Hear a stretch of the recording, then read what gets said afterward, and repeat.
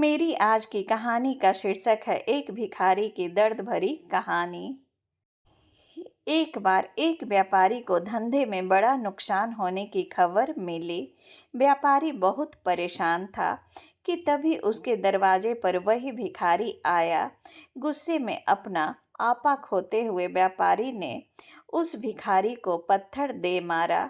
पत्थर लगने के कारण भिखारी का सर फूट गया और उसके सर से खून बहने लगा। फिर भी दर्द से कराहते हुए भिखारी ने इतना ही कहा, भगवान तुम्हारे पापों को माफ करे। भिखारी के वहां से जाने के बाद व्यापारी सोच में पड़ गया। भिखारी को पत्थर मारा, फिर भी उसने सिर्फ प्रार्थना की। जब व्यापारी का गुस्सा शांत हुआ, तब व्यापारी भिखारी का रहस्य जानने के लिए भिखारी का पीछा करना शुरू कर दिया। भिखारी जहाँ जहाँ जाता, व्यापारी उसके पीछे पीछे जाता। व्यापारी ने देखा कि कोई उसको खाना देता, कोई उसको मारता, कोई अपमानित करता, तो कोई गाली देता। लोग भिखारी के साथ चाहे जैसा व्यवहार करते, लेकिन भिखारी सब के लिए एक ही प्रार्थना करता, भगवान तुम्हारे पाप माफ करे। रात होने को था, इसलिए भिखारी अब अपने घर लौट गया, लेकिन व्यापारी अब भी उसका पीछा कर ही रहा था।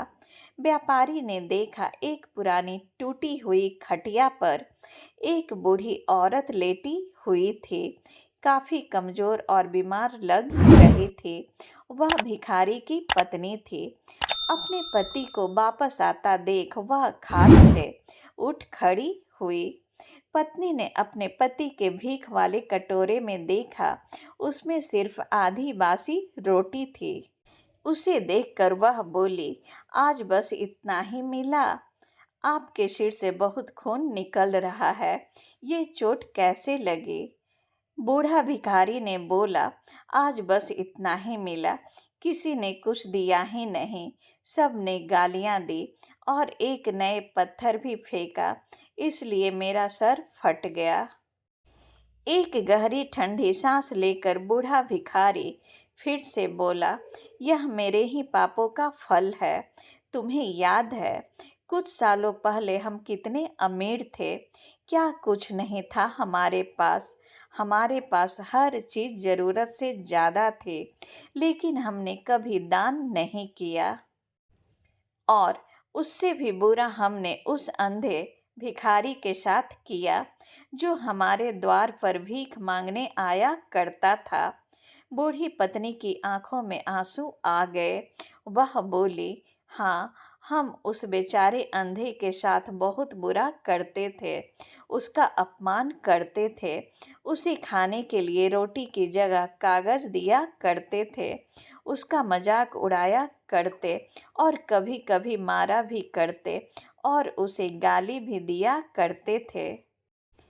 एक बार मैंने उसके मुंह पर मिट्टी भी फेंकी थी और वह दुखी होकर हमेशा यही कहता कि भगवान तुम्हें तुम्हारे किए की सजा देगा।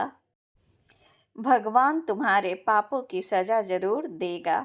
उसका श्राप सच हुआ और हम इस दुख भरी जिंदगी में आ गए। भिखारी बोला, हाँ, उसका श्राप सच हुआ, इसलिए मैं किसी को बद्दुआ नहीं देता। चाहे कोई भी मेरे साथ कैसा भी बर्ताव करे, मैं हमेशा उसके लिए प्रार्थना करता हूँ। मैं नहीं चाहता कि कोई भी हमारे जैसे जिंदगी का अनुभव करे, किसी को भी हमारे जैसे दुखों का सामना करना ना पड़े। वो नहीं जानते कि वह कितना बड़ा पाप कर रहे हैं, इसलिए अनजाने में हुए पाप की ऐसी सजा किसी को भी मिले मैं नहीं चाहता। व्यापारी वहीं पर छुपकर यह सारी बातें सुन रहा था। अब उसे सब कुछ समझ में आ गया था। भिखारी और उसकी पत्नी ने वह आधी रोटी मिल बांटकर खाए। बोलकर सो गए। अगले दिन भिखारी फिर से भीख मांगने गया। उस व्यापारी के घर के पास जाता है। व्यापारी ने पहले से गर्म रोटी बनाकर रखा था। उसे देते हुए व्यापारी विनम्रता से बोला, माफ़ कर दीजिए बाबा, मुझसे बहुत बड़ी गलती हो गई। बूढ़ा भिखारी बोला, भगवान तेरा भला करे। इतना कहकर वह आगे निकल गया। इस कहानी से जो सीख लेने लायक है वह बड़ी ही सिंपल है कि आदमी चाहे किसी के बारे में बुरा कहे या भला करे, लेकिन भगवान सिर्फ कर्म के हिसाब से उसको फल देता है। क्या हुआ अगर भगवान नहीं दिखता है, लेकिन यह बात बिल्कुल सच है, उसके खाते में सबका हिसाब बहुत बहुत पक्का होता है। इसी के साथ मेरा आज का कहानी समाप्त होता है। हम लोग फिर मिलेंगे नए वीडियो में, तब तक के लिए नमस्कार।